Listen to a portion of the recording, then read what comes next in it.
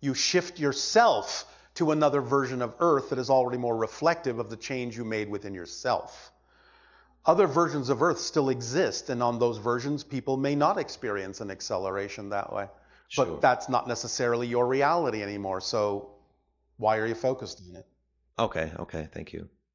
Okay, my second question has to do with ayahuasca and psilocybin mushrooms. Yes. I find myself benefiting a lot from them, and Yes. I respect your perspective, and I'm just curious what your perspective on those. There are natural teachers that grow from the earth that are presented for the purpose of training you to get into different states.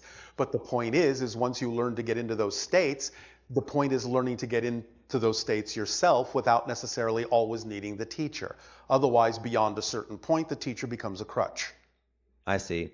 Is that realistically possible for a lot of us? I find that they take me personally to very expanded states of consciousness that I'm unable to get to normally now. You mean that you believe you are unable to get to? Yes, perhaps. Therefore, you understand that you're still doing it. You're just using the teacher as a permission slip to circumvent your belief system that you can't do it on your own, but you're doing it on your own anyway. I see. You Okay. understand? Yes, yes. So when you finally realize that you are the permission slip, you will do it on your own. So, does that help? It does help. Thank you. Yes. Let's see. Guys? Are you familiar with Eckhart Tolle? Yes. Would you say that those riding the leading edge of the collective consciousness are heading towards that level of consciousness in, the next 10, 20, 30 years within our lifetimes? Or is that like an exceptionally high state of awareness that's maybe not realistic for a lot of people to attain in the next, 20, 30 years? I would not say that it's not realistic. Okay. Because it is. Do you see a lot of people reaching that level more and more as time goes on? We see the people reaching that level that desire to reach that level and actively act to follow their passion, which then automatically leads to that level because it's a self-perpetuating, self-guiding, self-expanding system when you follow your passion. So those that make that choice will obviously choose to reach that level. Those that don't won't. Simple as that. It's not about the numbers in that sense. Because Gotcha. remember, you're not changing the world you're on anyway. You're shifting to another earth. Sure. Make sense? It makes sense. Yes. Thank you, sir. Appreciate it. Oh, sir. So does that answer your question then, sir? It does. Yes. Thank you, Bashar. Thank you.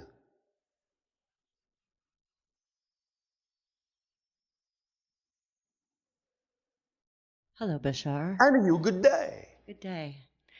I've had a few events that have happened to me over the last few years. Yes. That I would like to tell you about. All right. First thing is actually for the last 10 years, I have been visited by pretty much the same spaceship Yes. in the same place for the last 10 years. Which place would that be? South Pasadena, California. All right. And so, what does the ship look like? Well, it looks, I don't know how to describe it.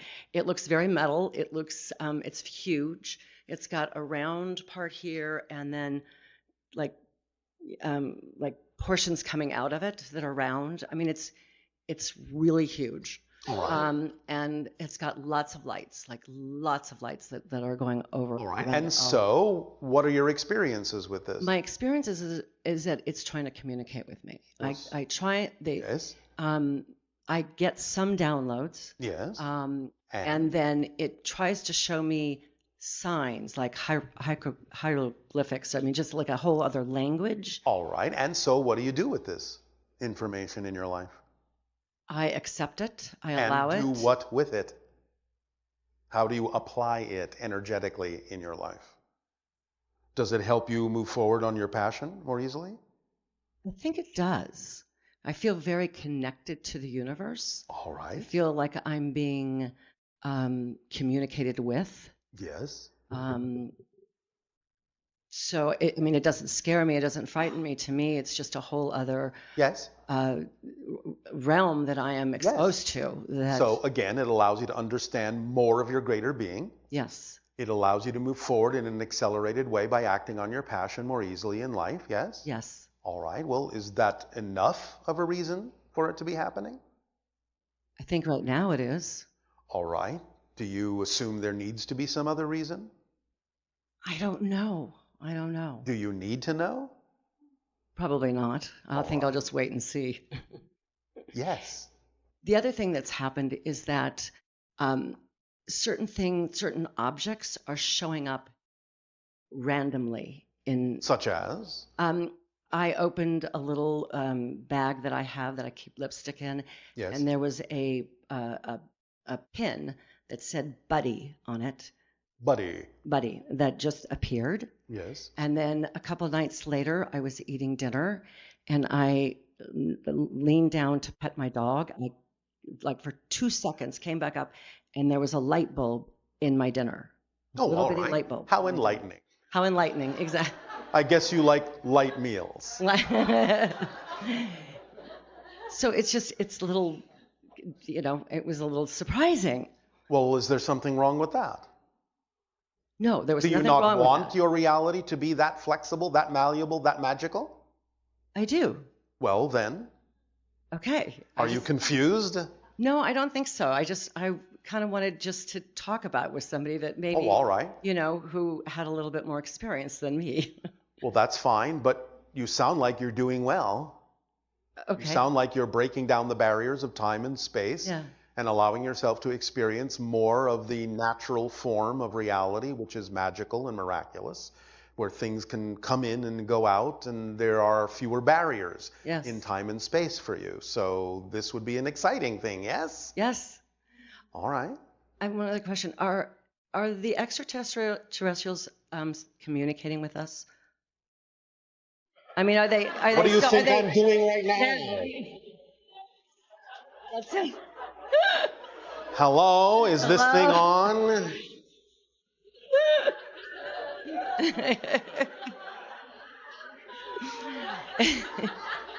That sounded so funny. Sorry, guys. All right, never mind. That answered it. Thank you. Thank you, Captain Obvious.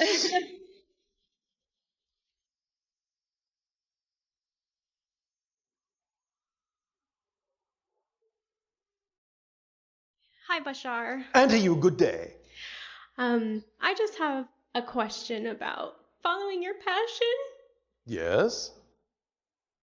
Sorry. No, don't apologize.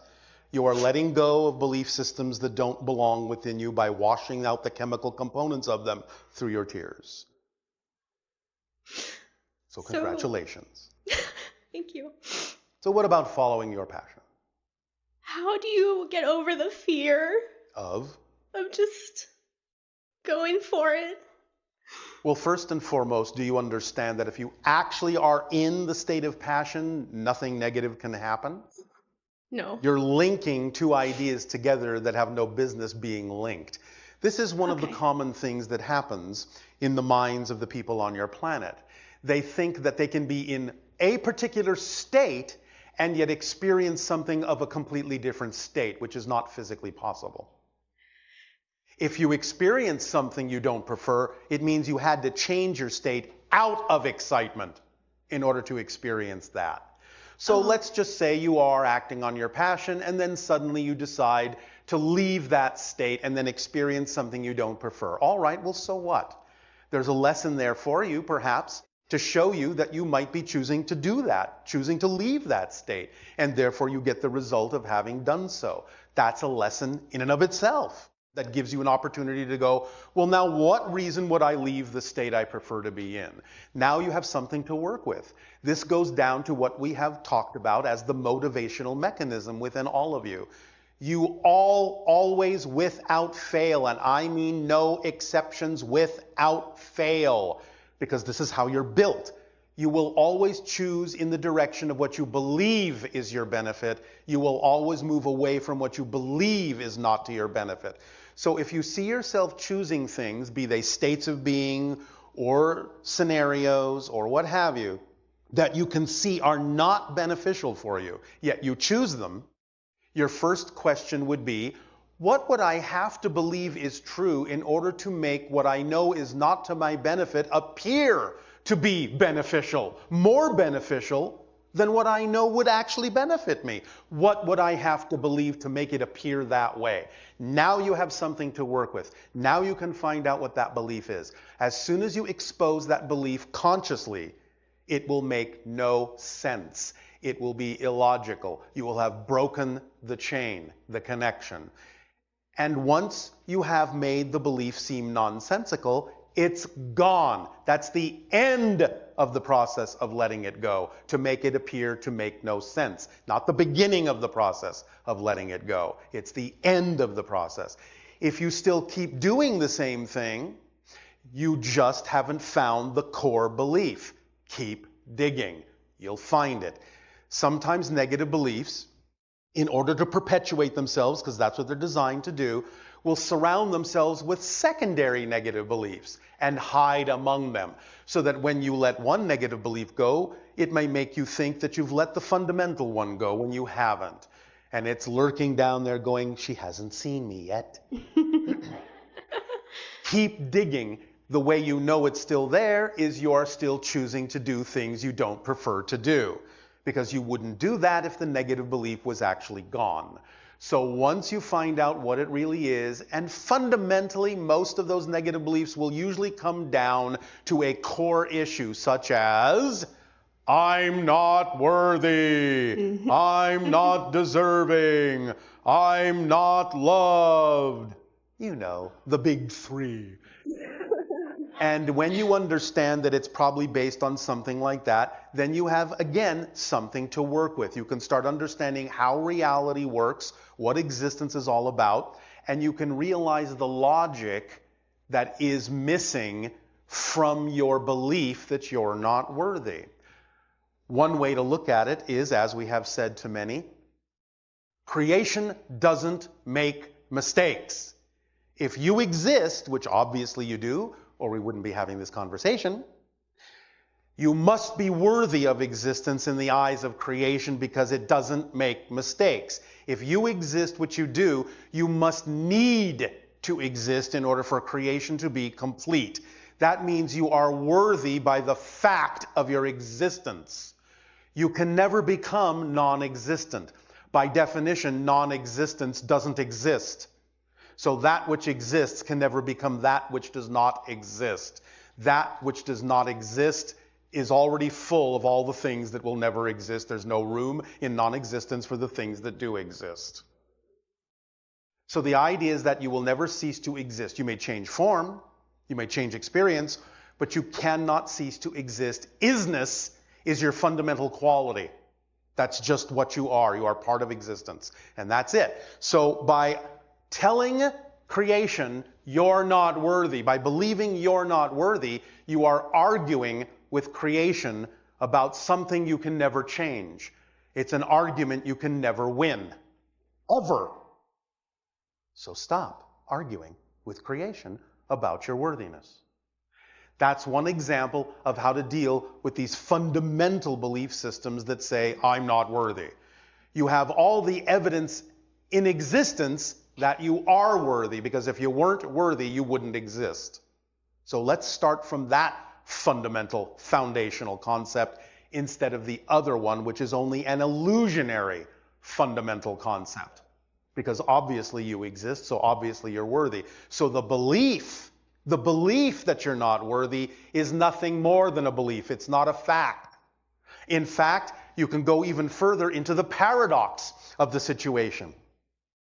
You would never be able to imagine that you're not worthy if you weren't worthy. Yes. You can create an experience of disconnection, but you have to be connected to create an experience of disconnection. Yes. Mm-hmm. Look at the paradox. You cannot be disconnected. You cannot be unworthy. But you are allowed, because you're unconditionally supported, you are allowed to create an experience of being unworthy, even though you never can actually be unworthy. You are allowed to believe that you can be. That's how unconditionally supported you are. But it's up to you. It's in your hands. You get to decide what is true for you.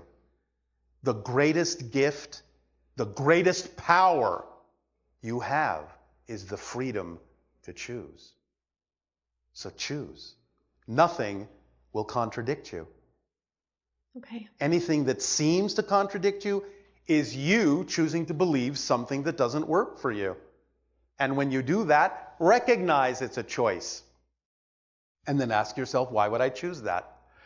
The only reason I would, because I understand the motivational mechanism that Bashar has explained to me. The only reason I would choose something that isn't to my benefit is I must be holding on to a belief that makes it appear as if it is. That's the only reason I would do that. So let's find out what that belief is and disconnect it, because once I realize what it is, it will make no sense. Right. Is this helping? Yes, a lot. Thank you. You're very welcome. And I have one more question. Yes. About... Do you feel better? Actually, I do. Thank you. I appreciate your energy. We appreciate you. And what will really make the difference is when you appreciate yourself. Yes? Yes. All right. So, what else? So, I have a lot of synchronicity in my life that I'm appreciative of. Yes. Been working really hard on incorporating... Oh, you don't have to work that hard. True. Well, allowing. Thank you. Allowing. Yes. Isn't that easier? Love. Yes. All right. Allowing unconditional love for myself and allow it to flow through me. Why not? So... Why not? I guess, and maybe you can't answer this, but... Oh, all right. Maybe I can't. I keep... Maybe you can. Maybe I can. But will I? Right. I've been having strong guidance to just walk away from my job. Because it's not representative of your passion, or you're not doing it in the most passionate way you could be? Correct. What would you rather be doing? I would rather be coaching people and healing them the way that I've healed myself. All right, but do you believe it will support you? Because if you don't, it wouldn't necessarily be wise to walk away from something you believe you need to support you in life. But you can act on your passion in whatever time you give yourself to do so, and let it, over whatever time you're comfortable with, prove to you that it can support you, so that then when you're ready to believe it can continue to support you, then you can leave what it is you believe you still need to support you, even though it might not be your passion. Okay. The rate of shift is up to you. If you believe it can support you now, then you can leave. If you don't, it wouldn't necessarily be wise. Okay. But you can determine the rate at which you can believe that you can be supported by that, by giving yourself more and more opportunity to act on your passion and let it show you that it can support you. Okay. The rate's up to you. The pace is up to you. All right. Does that help? Yes. Thank you. And that's all. Thank you, Bashar. Thank you.